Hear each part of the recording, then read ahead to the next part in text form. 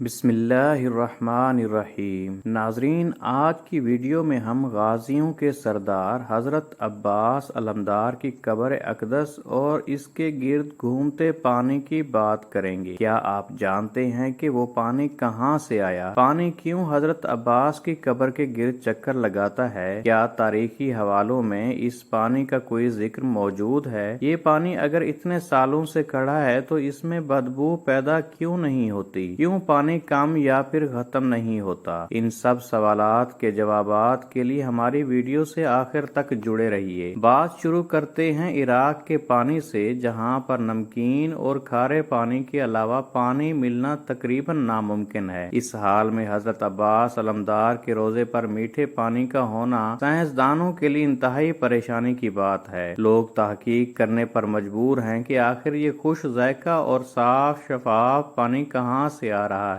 کیوں اس کی رنگت اور ذائقہ نہیں بدلتا؟ آئیے آپ کو بتاتے چلیں کہ حضرت عباس علمدار حضرت مولا علی اور ام البنین کے فرزند ہیں۔ 61 ہجری میں کربلا میں اپنے بھائی حضرت امام حسین کے ساتھ شہید ہوئے۔ حضرت امام حسین کے حکم پر آپ پانی لینے کے لیے الکما نہر پر گئے اور بڑی بہادری سے نہر سے پانی بھی بھرا، لیکن وہاں پر ہی عمر بن سعد کے سپاہیوں نے انہیں شہید کیا۔ آپ کو اسی مقام پر دفن کیا گیا جہاں آپ کی شہادت ہوئی۔ پھر وہاں ہی حرم حضرت عباس تعمیر کیا گیا۔ کہا جاتا ہے کہ وہی پانی جو آپ نہر الکما سے لینے گئے تھے لیکن خیموں تک نہ پہنچا سکے، اب بھی اسی نسبت سے پانی آپ کے روضے میں موجود ہے۔ کربلا کے میدان میں شدید پیاس کے باوجود بھی حضرت عباس نے پانی پر قبضہ کرنے کے بعد بھی اپنے آقا حضرت امام حسین اور ان کے اہل و عیال کی پیاس کو مد نظر رکھتے ہوئے پانی نہیں پیا تھا، لہذا پانی خود ہی حضرت عباس کے پاس چل کر آ گیا ہے۔ ویڈیو میں آگے بڑھنے سے پہلے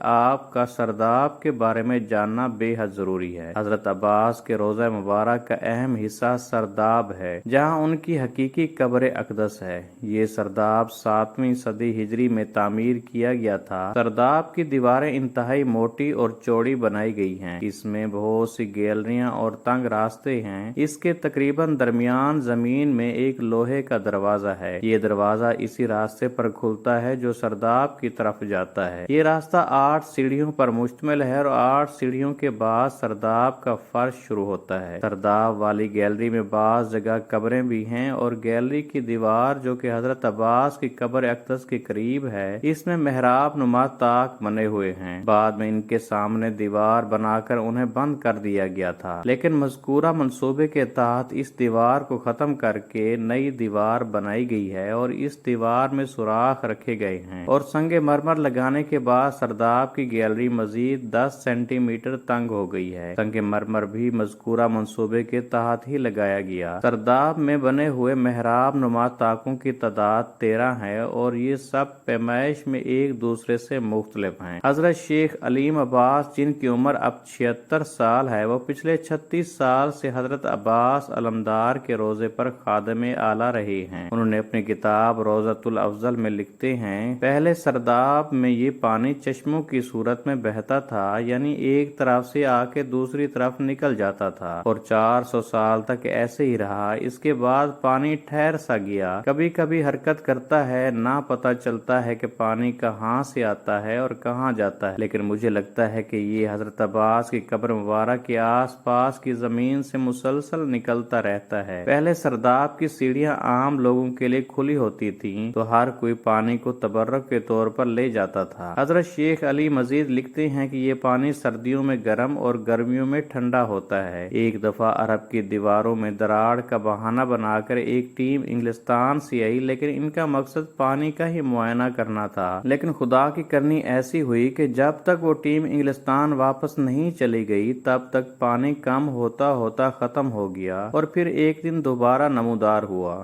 لیکن اب پچھلے 50 سال سے پانی اپنی ایک سطح برقرار رکھے ہوئے ہے جو نہ کم ہوتی ہے اور نہ ہی زیادہ۔ شیخ علیم عباس لکھتے ہیں، دنیا کے کسی بھی کونے میں پانی 1 مہینے سے زیادہ اگر پڑا رہے گا تو بدبودار ہو جائے گا، لیکن اس سرداب کے بند ہونے کے باوجود پانی بدبودار نہیں ہوتا بلکہ خوشبودار ہے۔ اس پانی کی سب سے بڑی خصوصیت یہ ہے کہ پانی کی سطح قبر کی دیواروں سے اونچی ہونے کے باوجود باوجود بھی پانی قبر مبارک میں داخل نہیں ہوتا۔ اللہ اکبر، کیسا معجزہ دکھا رہا ہے اللہ ہم کو، اور کس قدر خوبصورت بات ہے کہ پانی قبر میں داخل نہیں ہوتا۔ 400 سالوں سے پانی کھڑا ہے لیکن نہ بدبو ہے اور نہ ہی کسی قسم کا کوئی کھارا پن، نہ پانی گندا ہوتا ہے اور نہ ہی اس میں کسی قسم کی کوئی فنگس پیدا ہوتی ہے۔ یہ سب سننے کے بعد اب بھی کوئی ہے جو اہل بیت کی عظمت کو نہ مانے؟ بے شک اہل بیت کی پیروی بھی لازم ہے اور وہ برحق ہے۔ اے اللہ پاک، اپنے پیارے حبیب کے صدقے سے ہم سب کو حضرت عباس کے روضے پر گھومتے پانی کی زیارت نصیب فرما دے۔ کمنٹ سیکشن میں آمین لکھنا مت بھولیے گا، نہ جانے کس کی آمین سے ہم سب کی دعائیں قبول ہوں۔ اے اللہ پاک، اپنے پیارے حبیب کے صدقے ہم سب کو حضرت عباس کے روضے پر گھومتے پانی کی زیارت نصیب فرما دے۔ کمنٹ سیکشن میں آمین لکھنا مت بھولیے گا۔